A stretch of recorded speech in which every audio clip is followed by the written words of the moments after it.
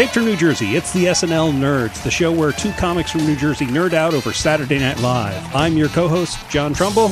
I'm your other co-host, Darren Patterson. How you doing, Darren? I'm doing all right. Doing okay. Loving the fall weather. Yeah. Thanksgiving's in the air. We got a lot of snow here. Oh, my Lord. We got pummeled with snow. Lord in heaven. Like, it just, like, no one was ready for it. They were told it was coming, and we still weren't ready. Yeah. It was an abomination. And it was a nightmare for everyone in New Jersey to get home on Thursday. Did you fare okay? Or it took me 3 hours to go from Fort Lee to Parsippany, which I understand was pretty good because there were other people saying like, oh, it took me 8 or 9 hours to get home. I know. Like, I work in the city, and like one of my coworkers works in He works in the city with me, but he lives in Jersey. I think he lives in Parsippany too, or like Florham Park or something like that. He said he didn't get home till like around midnight. Like, I've heard numerous people say they didn't get home until like midnight, 1 a.m. People slept in their cars. It was I walked in my door about 9:10 that night after leaving at about 6:20, 6:30. How long is that trip usually? It's usually a 35-minute trip. My route home, what is that? I know if it was 5 times as long, it would have quintupled. What is it when it's 6 times as long? Hextupled? Hextupled? I don't know math. Yeah. I mean, that's why I feel bad because like my commute wasn't that bad at all. Yeah. I really lucked out because like I said, I work in the city in the Upper East Side, and then I was able to take the train. I was able to walk to the subway. The MTA train was running, so I took that, and then I made my way to Penn Station. I think the last train that was out, like just before, because I know some trains were getting delayed, so I hopped on the last train just as it left. It was packed, but I made it home like around like 8:30. Wow, yeah, it was a miracle. So we did pretty well, all things considered. The Lords were on my side. But so that was our New Jersey commuter portion of the show. Yes, that's traffic on the ones and twos.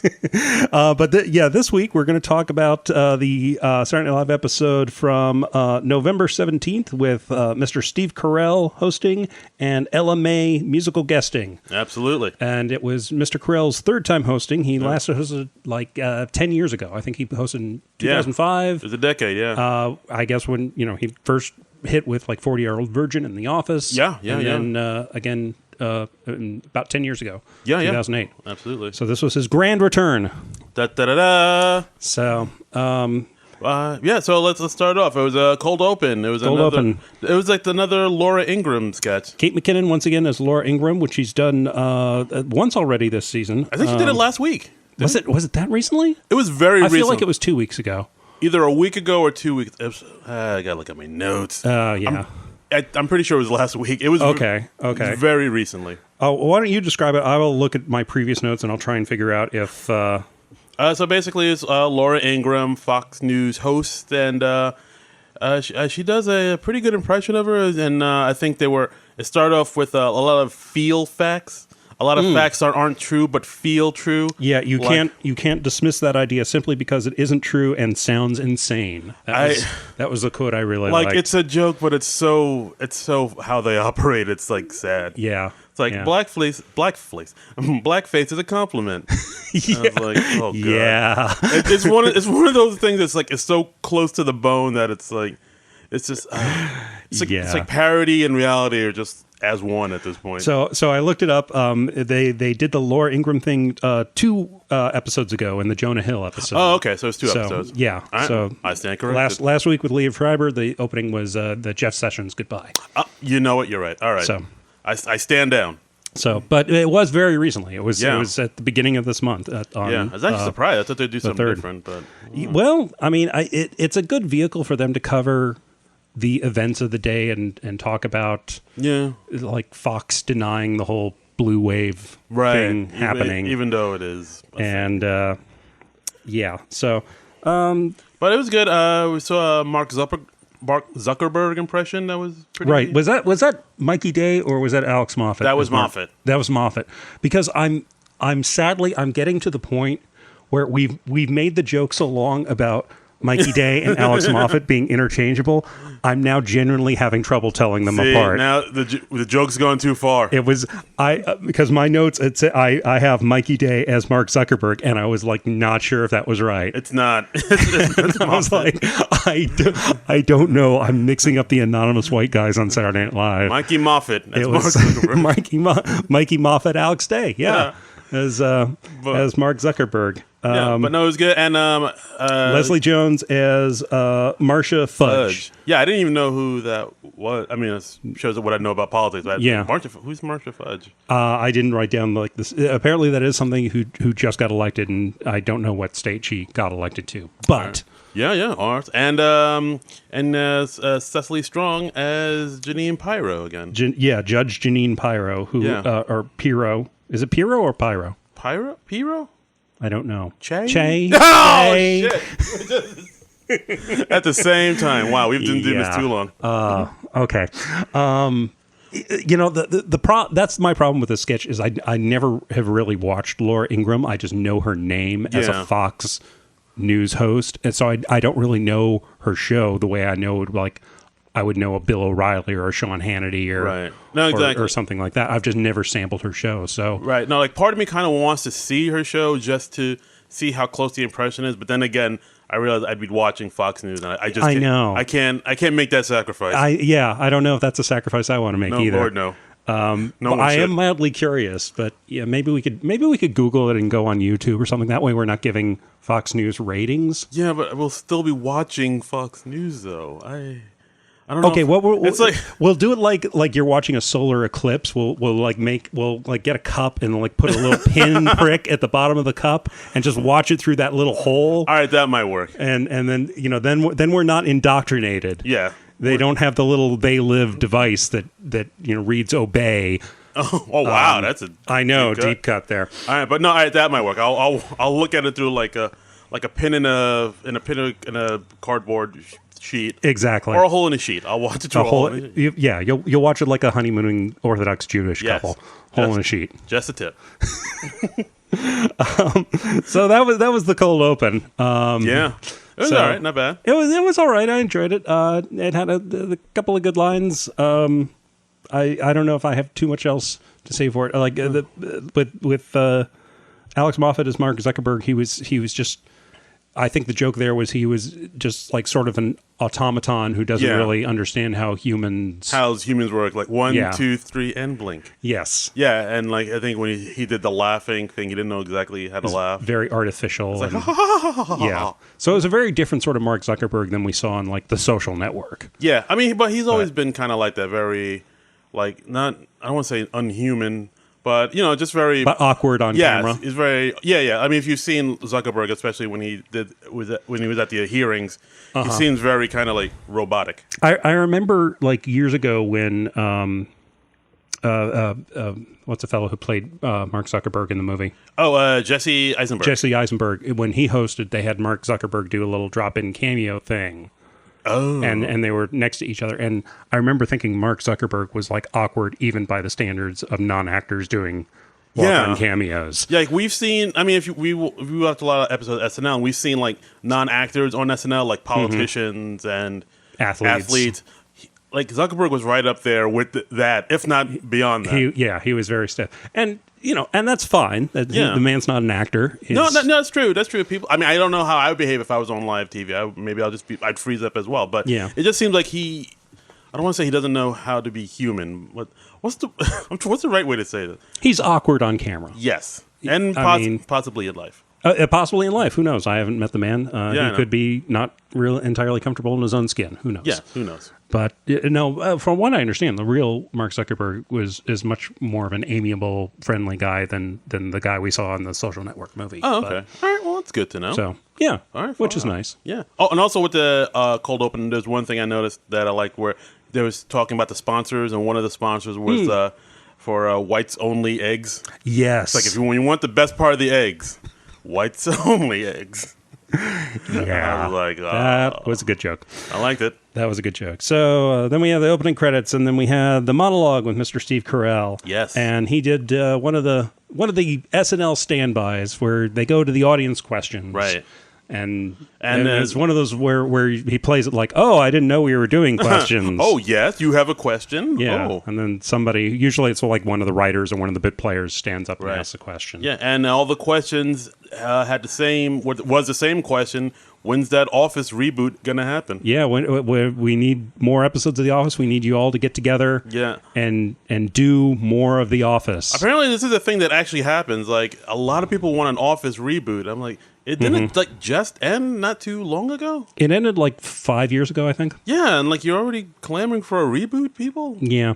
I don't know, but actually this one was a pretty cool because it had like Kenan Thompson asking for the reboot, and then Steve Carell, he said, I think it's run its course. Like, what if people ask you for a Kenan and Kel reboot? And he's like, I would totally do that. I know. I thought it was awesome. I didn't think they'd ever mention that Kenan was on Kenan and Kel, but they don't mention it much. No, but the fact that they did is like, oh, that's cool. I've never watched Kenan and Kel. It's good. They had good chemistry. They had a good back and forth. Like, I never, because it was on Nickelodeon, right? It was on Nickelodeon. It was like a kids sketch show. Yeah, it was basically kind of what's the word, like a. You can't do that on television? No, because I think it kind of started on this other sketch show, All That, on Nickelodeon, but then it was a spinoff. That's it. Oh, okay. It was like a spinoff of All That in a way. Okay. And like they were good, and of course that led to the Good Burger movie. I was aware of Good Burger. I remember the previews for Good Burger. I mean, I haven't seen Good Burger, but I have also not seen Good Burger. But I know it has like a weird cult following, and people love it. What is Kel doing now? He's around. What did he go on to? I don't. He's around. He's just doing. Kel's doing Kel. Okay. I really don't know. I just never see him, and no, I think that might not be a reflection on him or his career. Maybe I'm just missing him. I just don't know. I'm ignorant. I feel like he's doing stand up, but I don't know. I don't know. He's around about. I think he might have gotten religious or something like that. But lots of I thought I heard him say like he kind of found religion and had become more religious. But I don't know. That's interesting. Okay, he's a man of mystery. Who knows? All right. Anyway, we're kind of burying the lead on the monologue because the big thing cameo heavy. The big thing in the monologue is after like those questions from a unidentified woman who I don't know if was a writer or what, and then Kenan Thompson. Then we have cast members from The Office coming on and making cameos. Right. We have Ellie Kemper, who you might know from Unbreakable Kimmy Schmidt. Yeah, she's good stuff. We have Mr. Ed Helms, who you might also know from the Hangover movies. Yeah. And then we had Jenna Fisher, who... we still basically know from The Office. She's known from The Office. She has like a show on ABC now, and she was on the Dewey Cox movie, Walk Hard. I love Walk Hard. Walk Hard is such an underrated movie. A lot of people say that. That's the wrong movie died. Wow. But hot take. Yeah, God, I could spend the next hour just talking about Walk Hard. I gotta watch it. honestly. I mean, I watched it once. I thought it was good, but more and more of my friends like love it. So I was like, maybe I should watch it again. We're getting together sometime. We're watching Walk Hard. Done. All right. But it was funny. It's always fun to see their old co-stars come on, and I liked Ed Helms saying he was saying to Steve Carell, you wouldn't have to do all those sad movies anymore. That was a good line because Steve Carell has been doing a lot of drama lately. He has been doing a lot of drama. He even got nominated for an Oscar, didn't he? Was it Foxcatcher? Yeah, I think so. Yes, he did. He's been doing like more and more drama. And it is weird how. But then again, it always happens. Like comedic actors, they always do a dramatic take. That's true. You always kind of want to see how the other half lives. Yeah, like Carrie did it. Will Ferrell did it. Melissa McCarthy. Like at some point, people are. They want to stretch their wings. Yeah, of course, Robin Williams. At some point, like a comedic actor is like, you know what, I want to do. I want to show I'm more than just laughs and chuckles. And most of them really do have great dramatic chops. So yeah, absolutely. A lot of people say if you can do like comedy is more. If you can do commas or semicolons or any type of punctuation, or M dashes, ellipses. Yeah, if you can do exclamation marks, you can write your own ticket. Damn straight. No darn tootin', really? I should. That's my catchphrase. It kind of is. I was waiting for that. I'll pepper it in throughout the podcast. You won't know when it's coming. Okay, but it's coming. Oh, and there was another cameo after Jenna Fisher. We had Nancy Walls and Steve Carell's kids. Yes, up there apparently in one of the balconies. Yeah, I thought she'd be like like, why is she up there? I was like, she's a former cast member. Can't she just be on the floor? I don't know. I've only seen the SNL studio like once when I was on the NBC tour. But you might have a better view from the balcony, honestly. I guess so. Maybe, I don't know. Maybe that's their standard comp seat place. I guess. But, and Nancy Walls actually used to be a regular on the show. Back in the 90s. She was on with Will Ferrell. Yeah, and Sherry when O'Terry. David Koechner was on. And, like early... early aughts. Early days of that it cast. It was like after the late 90s cast where it wasn't great. And then they redid the whole... Yeah, I don't think she was on for very long. I think she was only on for like maybe a season or so. Yeah, like a season or two. And then she bounced. Yeah, and I don't know if she left on her own or if she was fired or... I really don't know the story there at all. Oh, so maybe that's why she has the balcony. She was banished. Keep her up there. Lauren's like, I'm going to keep her at a distance. I don't want her getting too close. Put her in the pen upstairs. but it was funny and that's cool. Wait, so have you ever seen like a live SNL? I have not. Me neither. I have maybe not. Maybe that's something we should try to do. Yeah, and you can go to the dress rehearsal too. Oh, wait, you can? Yeah. How does that work? Well, like people, they do the dress rehearsal like hours before the live show. I don't know, at like 8 or something like that. Oh, okay. And then I know there's a gap between the dress rehearsal and the live show, where they decide which sketches they're going to put in the live show. So like the people who see the dress rehearsal, they'll see sketches that never air. Oh. And I know they also tape the dress rehearsal, like just in case something goes wrong on the live show, and then they can slot that in on the reruns. Like sometimes they do that. Oh, interesting. Okay. Yeah. I did not know that. Yeah. Wow. So, one to grow on. All right. Well, maybe we'll do that. Maybe we'll take a class trip. yeah, I think it's just I think it's just a thing where you just wait in line and it's like a first come first serve thing. I don't think you reserve tickets for it or. All right. Well, I don't. We'll do some investigation on that. We'll work this out for next year, guys. 2019. Look for it. That's our New Year's resolution. Mm-hmm. So that was the intro. I mean, it was cute. It's always fun to see. Yeah. See. It's fun to see the Office people again. Did you watch that show? The Office. I did. I thought it was okay. I'm a little bit a bigger fan. I'm more of a bigger fan of the British version, the original version. Mm-hmm. But I just think the comedy was a little bit sharper, and the Americanized version was a little bit too Americanized or something. But I thought I liked it. Did you see the British version before the American version? Yeah. Like I found out about that. Like a friend of mine told me, and I think he lent me back when people lent DVDs to each other. Yeah. And like I was like, oh, this is hilarious. Yeah. And then I saw both those seasons, the Christmas episode, which was really good. Like that really tied up everything beautifully. And then I heard they were doing an American reboot, and I was like, I don't know about this. Yeah, we'll see how that goes. Yeah. And then it's this huge success. I mean, I think it had very good timing because it did like I think a 6-episode season, and then that was when 40-Year-Old Virgin hit. Yeah. And so Steve Carell becomes like this big comedy star, and then everybody comes back and starts watching The Office. And that I think really helped the show. Yeah, very much so. I find its audience. I think he was interviewed on the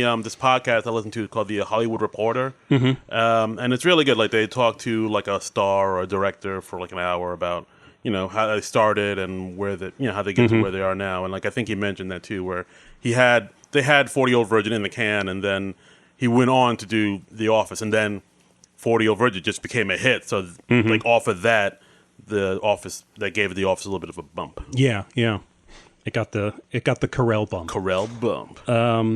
So let's see. So then we have the first sketch. We had Steve Carell as a dad. He was waking his kids up at 5 a.m. to go to Disney World, and the joke there is that the kids all know that Carell's wife is leaving him because they've already taken a vacation to Disneyland with his boss. Yeah, and it's like, oh my god, is Dad dumb? And like it was a weird sketch, especially for a first sketch. I looked at this sketch. I swear, it's like this sketch I thought was made for like a 12:30 slot. This was like after 12:30, and the fact that this was the first sketch, like really, I thought it was really an odd choice. Yeah, it was a weird one, and it was very quick too. Yeah, which it was like was also weird. It was quick. It was weird. It seemed like the chemistry with all the cast members is kind of off, and I don't know. It just didn't. I felt like something was off with the whole thing. It didn't quite click for you. Yeah, not really, but I mean, they gave it their all. Like Carell gave it what he could. Yeah, I just need a little more oomph or something. I mean, I like more the cowbell. premise, but a little more cowbell. Well, I could have used a little more cowbell. Really explore the space. Yeah. Then next we had a fake commercial. The Amazon commercial. Yes, with I like this one. Amazon CEO Jeff Bezos. Yeah. Played by Steve Carell, wearing a bald cap. Right. And he because Amazon just announced their new corporate headquarters. Yes, one in Queens, New York, Long Island City, and the other one in Arlington, Virginia. Right. Which are like two of the busiest cities in the country. Right. And that leads into Jeff Bezos saying, "Oh, a lot of people think I'm doing this because I'm kind of like vengeful against Donald Trump because he said terrible things about me. So I'm putting one Amazon in his hometown where he grew up in Queens, New York, and another Amazon where he is now."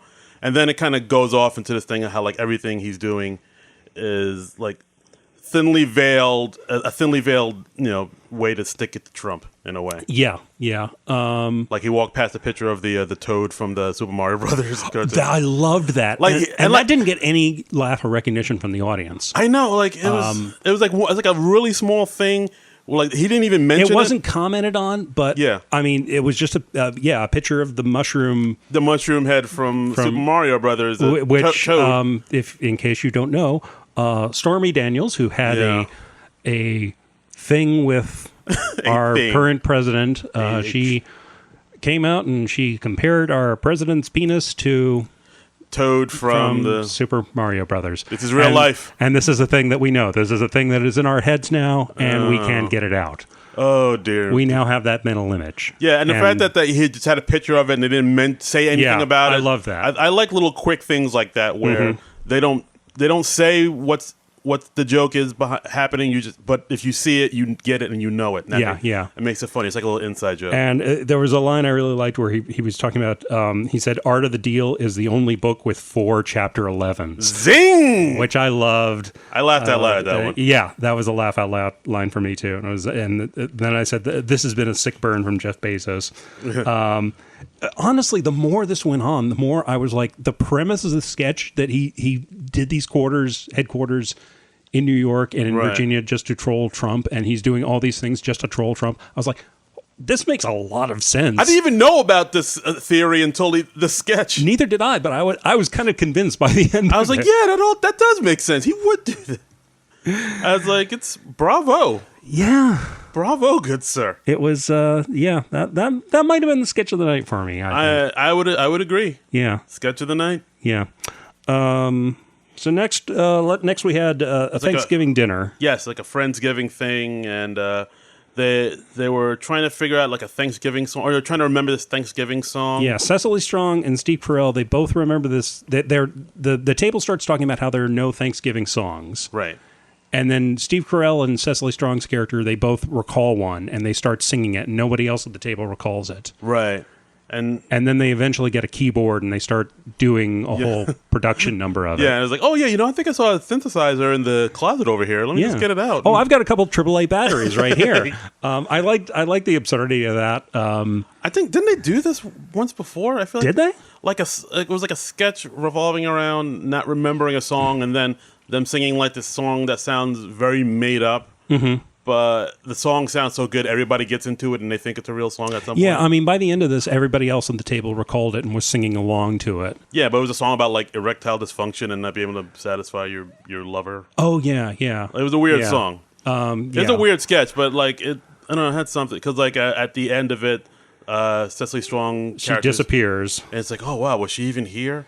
And then everyone discovers their valuables missing. Yeah, it's like, hey, wasn't there a TV over there? Hey, I think I was stabbed. It ended. It had like some of those weird surreal touches. Yeah, to it. It was an odd one, but it was another odd one. It also ended like very abruptly. Yeah, they do that a lot. There's another one we'll talk about later, but there's one that ended very abruptly. This was the night of abrupt endings. It was like. Just like the end. It was like, I don't know what was going on. It was like, was everybody writing, were they on like a really tight deadline and they were just like, finish whatever page you're on and just. I know. There's that one sketch where, we'll talk about it, where it just ends like right after somebody says something and I was just like, wow, that's a weird way to end it. Yeah, yeah. But I don't know. We'll talk about it later. Next one. Oh, the Ruth Bader Ginsburg video. We talked last week. We were saying we were surprised they didn't do a little more with the Ruth Bader Ginsburg breaking 3 ribs thing. And here we are. And boom, they went to town on it this Obviously, week. Somebody listens to the podcast. Somebody on the writing staff, or maybe one of the cast members. Absolutely. There's no other possible way. There's no other explanation. They listened to us. They were like, Darren and John are right. Yeah. Those guys know what they're talking about. That's right. We're going to do this. We're going to do this just for them. In fact, I think I saw like just a couple frames. It just said dedicated to Darren and John. They just flashed that on the screen at the end. Well, you have to really slow-mo it down to see. But and guys, we say you're welcome. Absolutely. If we help bring this into the world, I would be immensely flattered. Just give us some free passes to the next SNL, and then we'll call it even. Exactly. And so this was another rap number. It was another film segment with Pete Davidson and Chris Redd, and this is becoming a thing. The two of them doing a rap number. Yeah, I guess they're rapping now. They're rappers. They did the trees thing a little while ago, and this was all about just basically the notorious RBG being kick-ass, and not even 3 broken ribs will slow her down. That's why she eats that shit for breakfast. Yeah, yeah. And but I like, my favorite part was at the end where I think Chris Redd was talking to Pete, and he was like, "Yo, tell him what your favorite decision by Ruth Bader Ginsburg is, son." And he's like, I don't know. Yeah. I was like, I feel like that's a lot with a lot of people. That people love Ruth Bader Ginsburg, but if you ask them what did she actually do, they might blank. Yeah, yeah. They're like, oh yeah, no, she did the thing with equality. Yeah. I mean, it's partly because of this that she's stuff like this, but she's become a meme. Yeah, I mean, because she's this very unassuming looking, frail looking older woman. Yeah, and but everybody has this love for her. But then if you ask them, well, what does she do? I think a lot of people will be like, oh, she's just cool and she dances. I think a lot of people, they just like that she's one of the more left leaning voices on the court. These days. Oh, we need which that. God knows we need. Oh God. I mean, we lean to the left, people. If you don't capture on that, we've made that clear. Yeah, all right. I'm just want to let people know. That's true. In case it's somebody's first episode or something. It's like some NRA members like, what the hell? I don't want this. This snowflake cuck podcast. I imagine we reach out to Oklahoma and whatnot. Sure. SNL podcast and we play NRA. big in the Bible Belt. Yes. Yeah. Below the bayou, we're huge. That's right.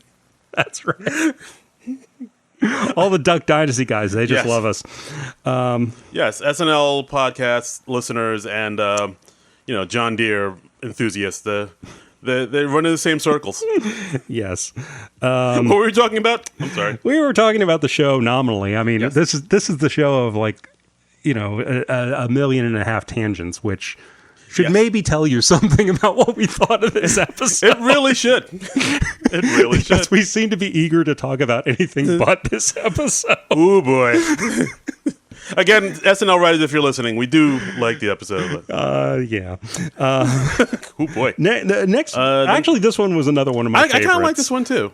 This was the NASA International Space Station, and they're broadcasting to various classrooms on Earth, and Steve Carell's like the guy in charge.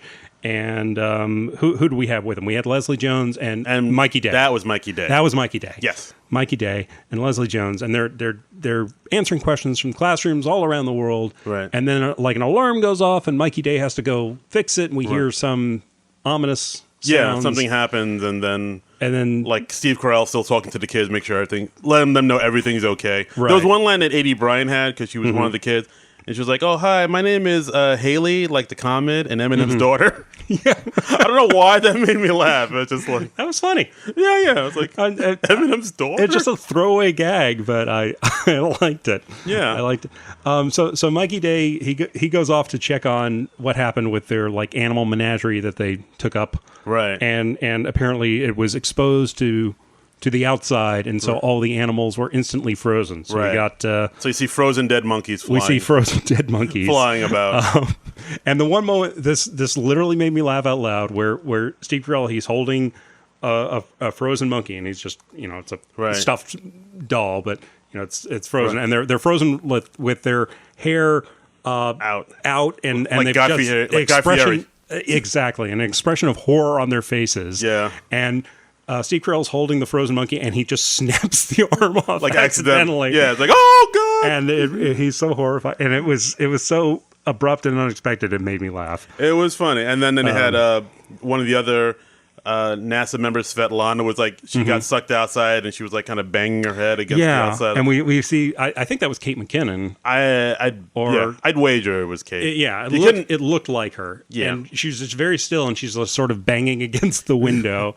And at one point, Leslie Jones says there's a cat with no face floating around. Yes, because apparently the cat's face was wiped off or sucked something. out or into space. And then we later see that cat, which was very funny. Pretty disturbing, but funny. It was, and so Kate McKinnon is a dead cosmonaut, and and this was another one in my notes. I wrote no real ending. It just ended very abruptly. Yeah, it just ended with like a please stand by, and then that was it. Yeah, there wasn't any like sort of big finish or big laugh at the end. Yeah, I guess it didn't really build to anything.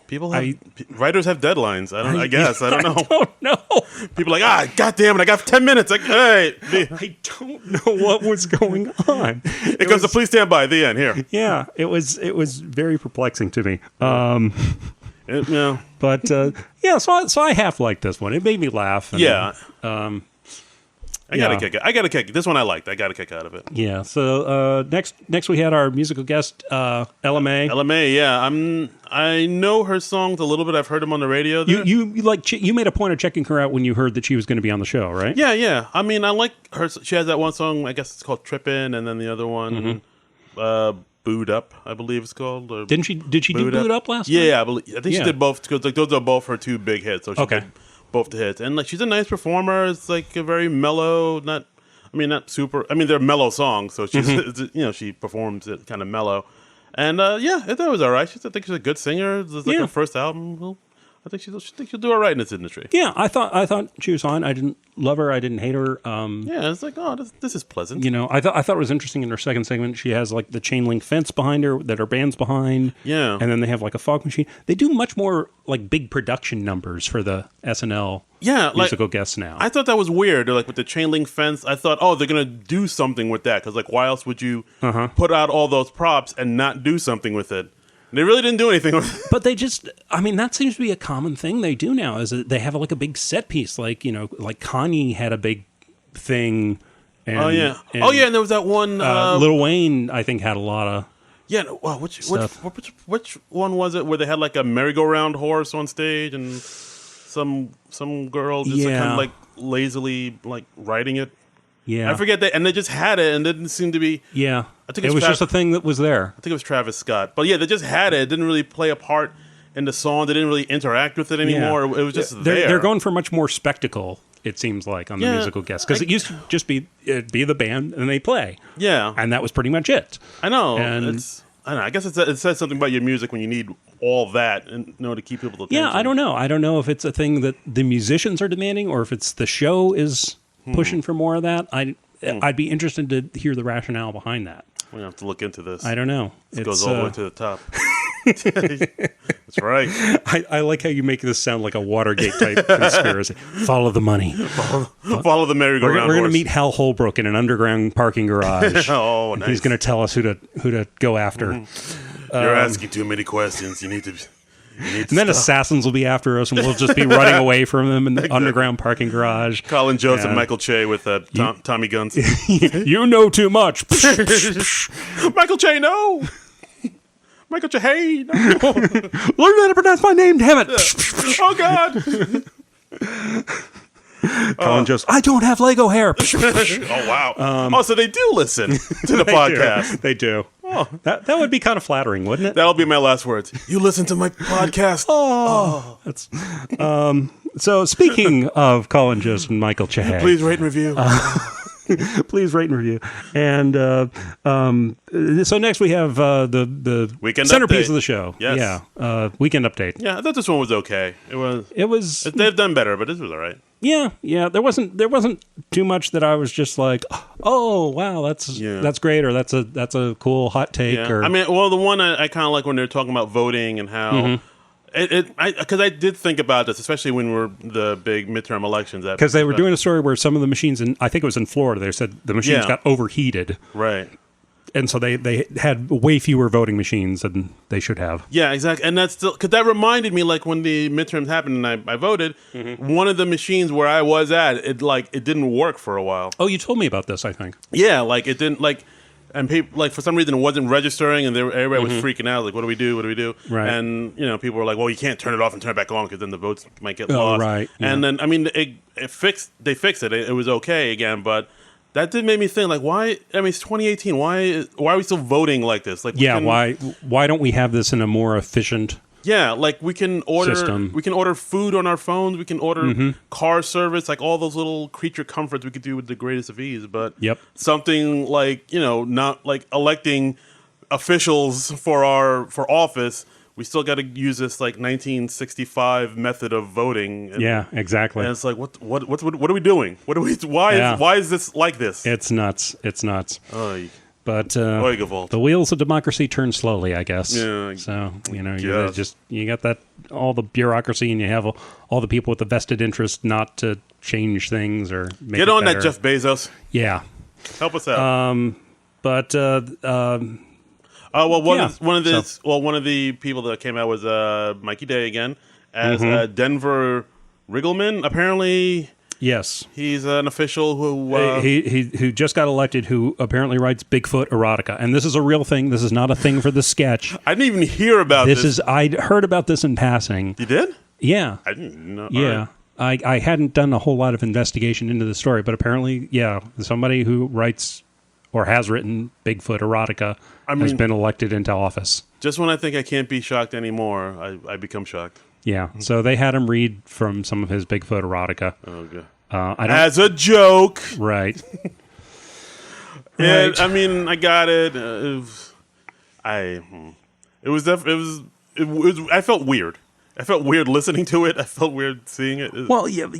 I mean, just because I think it speaks well of you that it made you feel weird, because you hear the word Bigfoot erotica, it's supposed to make you feel weird. Okay, good. All right, good. If it doesn't make you feel horny, it's supposed to make you feel weird. Okay. Thank God. All right, I thought it was just me.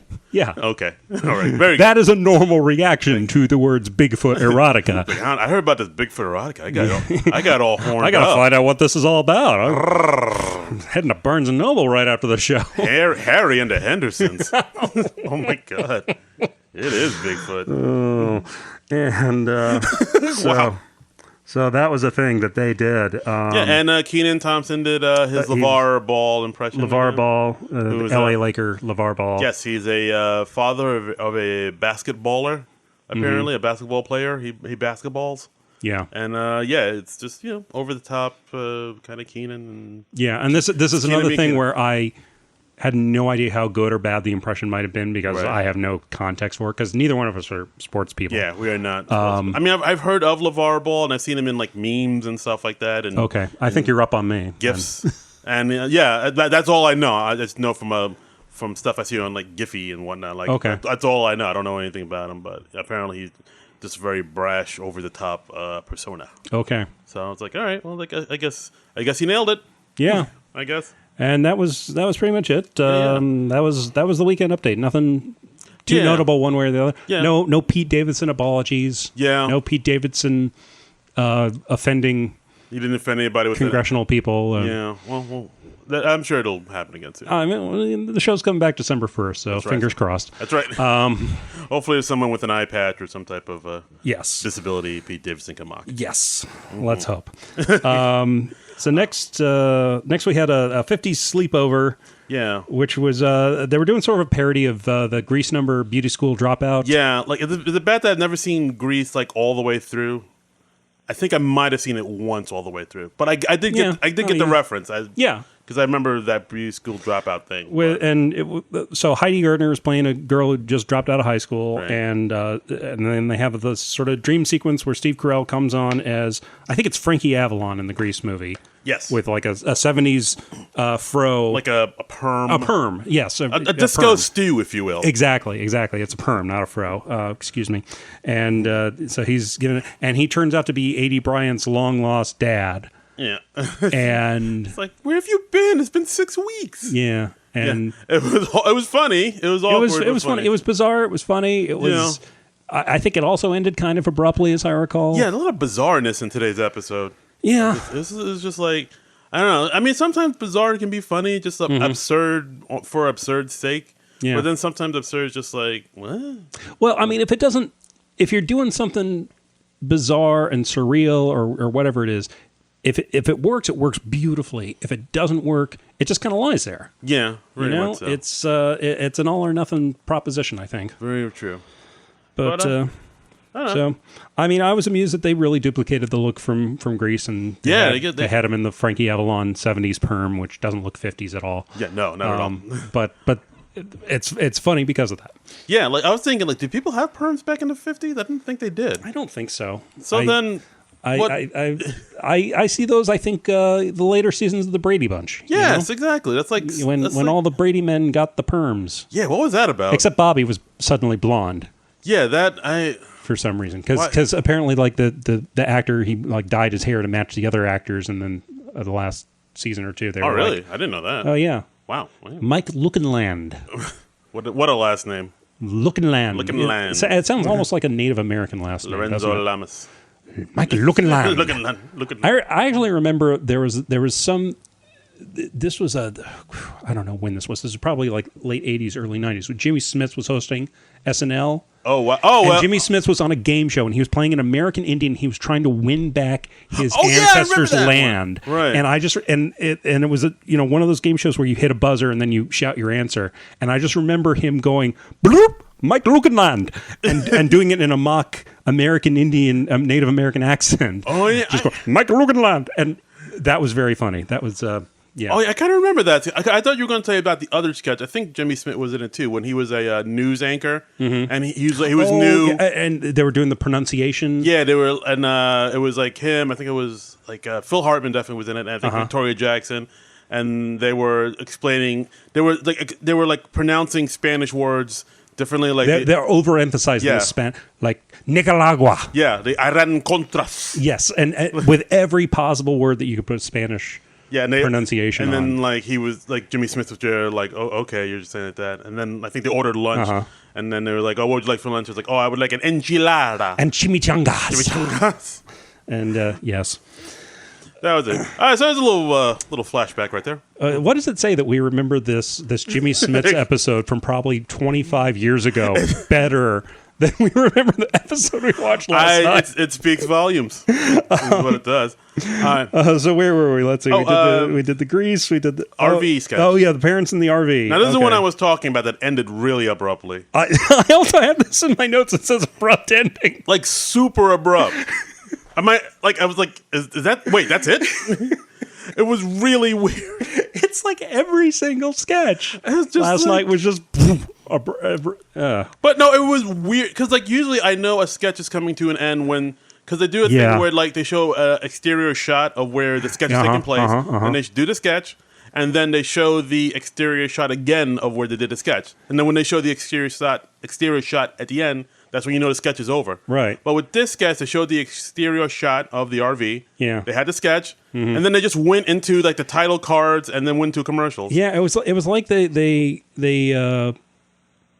they forgot to hit the applause sign after the last line or something like that, so the audience didn't quite realize it was over. Yeah, that's another thing. The audience, I know it's like on a lot of sketches, the audience kind of weren't. I don't know. It was a weird audience. We didn't really describe the sketch. We should maybe backtrack we should do that. So this was a couple kids visiting their parents in the RV. I think it was Adie Bryant and Mikey Day. I was going to say Alex Moffat. God damn it! One day we It was Mikey Day. It was definitely Mikey Day. Okay, It was a heavy show for Mikey Day. We saw a lot of. It was Mikey heavy. Yeah, heavy days. It was one of SNL's heavy days. One of those days. And they're visiting their parents, played by Steve Carell and our girl Heidi Gardner. Heidi Gardner, yeah, she's on the come up. She's doing really well, especially considering it's her like first full season on the show. Yeah, absolutely. Because she came in like late last season, I think. Yeah, I think so.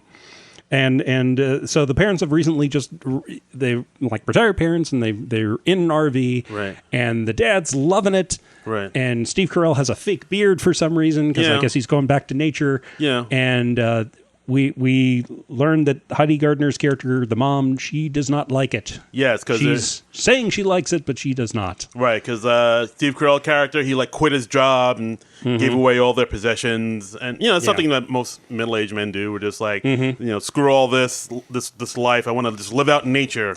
And Heidi, she can't sit at the front of the RV because that's where their new dog, their Great Dane. Yes, they bought a Great Dane, and they bring in a real live Great Dane. And I'm always happy to see real dogs on SNL. I always get a kick out of that. Yeah, I do too. Like, a part of me is a little afraid because, like, like they say, kids and dogs or kids and animals, you never know what they're going to do. But that's the fun of it because know the animal's probably going to do something unexpected. Yeah, like But you're always afraid, like, will he bite somebody or take a dump or have a boner? Like two of my favorite SNL sketches from the last few years have both involved dogs. Wait, which ones are those? There was the one where Scarlett Johansson was hosting. They reran this one in the 10 o'clock slot a week or two ago. Okay.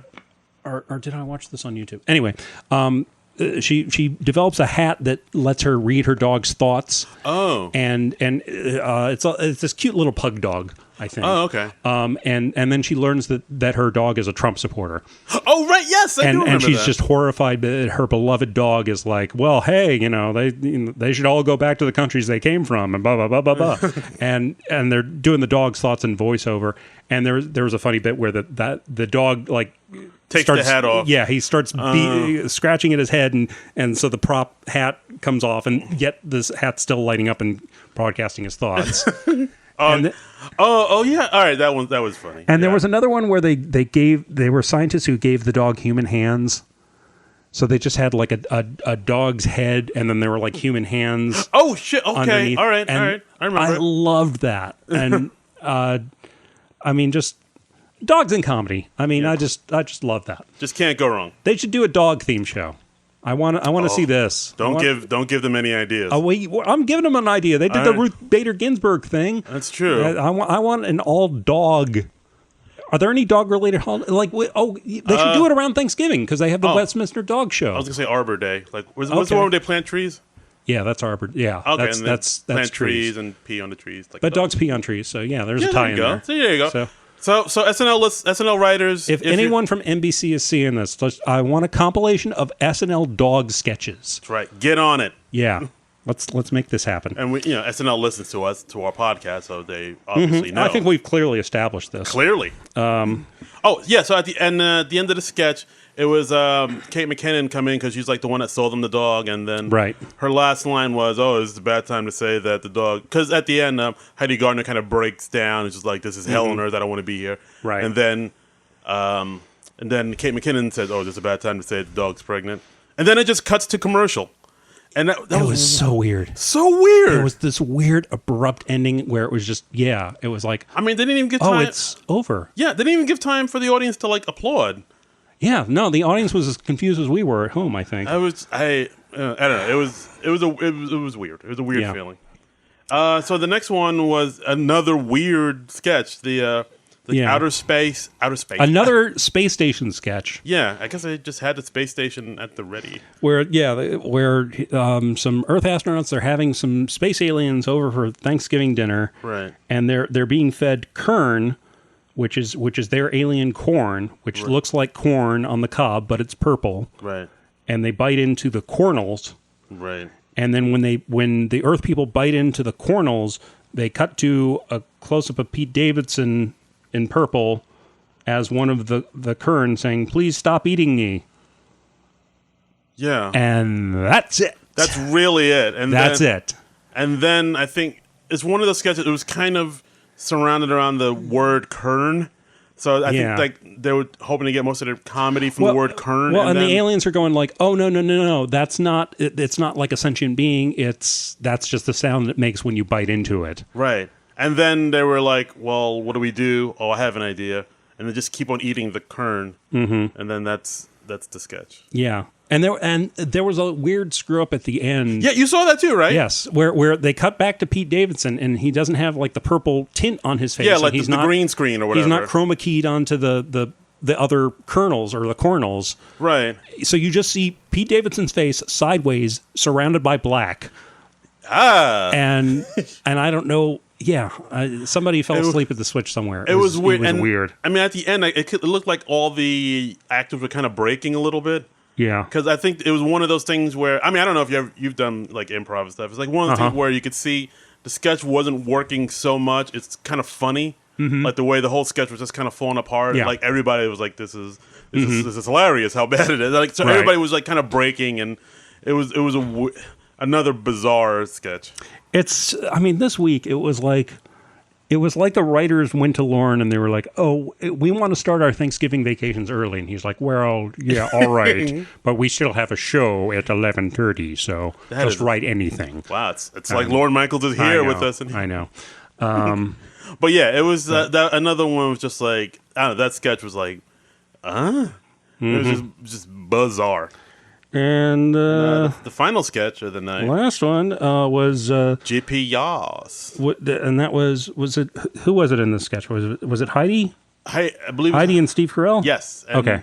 It's basically a GPS where the voice over that gives directions is done by a drag queen. Yeah. Get it? GP Yas. Yeah. So then it's like make a left turn, honey. Yeah. And a lot of that, and that's really it. That's the whole sketch. And oddly, there was also a drag queen joke during Weekend Update, where at right. one point Michael Che said something like, I think they said the name Chocolate Rose or something like that, and he's like, and that's my drag name, and then they show a Photoshop of Michael Che as a drag queen. Yeah, that was bizarre. It was. I mean, this was another quick thing, and it was just the joke was just a sketch based on a pun. Yeah, and the flamboyant drag queen, and like voice, and men dressed up in tight leather shorts and corsets. Sure, or is that what they're called? Corsets or corsets are the things that go around your middle. What's it called? When they have like the leather straps and I don't know why I'm assuming you know, but I just took a guess. I think they're just called leather straps. All right, let's leather straps. I don't. You know, like a harness? Yeah, harness. Like the like when the stereotypical gay man attire, where like harness and the YMCA, like the Leatherman in the Village People. Yes, very much so. Like the Blue Oyster scene in Police Academy. Oof. Wow, that's going back. I love that song. You hear that music, you're instantly back in that scene from Police Academy. That's amazing. Fantastic. That's amazing. So GP. I think this might be the death of the word yas because I don't know. It seems like if it's not, it should be. Yeah, it's like once you see it in like mainstream culture, like woke, is like, all right, we're done with woke, and we're done with when enough white people start using it. Yeah, basically, it's your fault. It's basically what I'm trying to say. No, I get it. I understand. So shame on you. I don't debate it. We should stop using it. All right, and that's the episode. It was a pretty mediocre show overall. Yeah, I mean, Carell. I think Carell did a good job overall. Yeah, he was fine. He did a good job with what they gave him to do. It was just, I think the problem was just the writing. The writing was really off this week. Yeah, the Jeff Bezos sketch was good. I did like that. The Bezos was, I think, the clear standout of the week because it had a strong premise. It worked from beginning to end, and it didn't end weirdly and abruptly. Yeah, it had a strong ending. I thought that was good, but but I don't know. It happens. They all can't be gems. No, this was an off show. I think this was definitely the worst of the season so far. Wow, the worst? Well, so far. I'm gonna have to go back in the archive and find out. Well, let's see. Last week we had Liev Schreiber. We had before that we had Jonah Hill. Okay. We had Seth Meyers and Paul Simon. That was all right. We had Awkwafina and Travis Scott. That was actually all right. And the premiere was Adam Driver and Kanye West. Oh, yeah. Oof. I think that's everyone. All right, that might be. Yeah, I guess you might be right. So, all right. Well. Prove me wrong, Darren Patterson. Prove me wrong. I guess I can. I stand down. I yield. Never question me again. Well, good heavens! Wow, you're drunk with power once you. Yeah, I really am. Okay. That's it. That's it. The show is coming back on December 1st with Claire Foy and Anderson .Paak. Yes, he's like a rapper, R&B, a rapper. Michael Che. He's a rapper. I think R&B. He does like R&B a little bit, and I think he plays drums too. Okay. But I've heard some of his stuff. His stuff's all right. I'm not well versed in Anderson .Paak, but I know he's in. Does it seem like we're having a lot of rappers on? This season. It does. I mean, I think lately, or maybe not lately, even sooner. But like SNL just been having a lot more like younger, youth-oriented musical guests. I mean, are they consciously going younger? I was assuming it was just like me getting older and me not knowing who the current musicians are as much. I feel like they're just like consciously going younger. Like once in a like Paul Simon was the oldest person. That's because like Paul Simon knows Lorne Michaels. Like, right. He has back. He has an in. But like as far as like like adult contemporary artists or maybe just artists that have an older audience, I don't think SNL is really checking for them like that. No, and I mean certainly with the music, you need to stay current. And you need to stay hip and with it, and have the latest thing or the person who's about to break. Yeah, on I the guess show. So. That's true. I mean, I'm not really criticizing that. It's just Yeah, but I mean, Anderson .Paak, I know he's been on other people's albums. He had a song on the last Tribe Called Quest album, which I love to death. That last album was just a fucking beautiful album.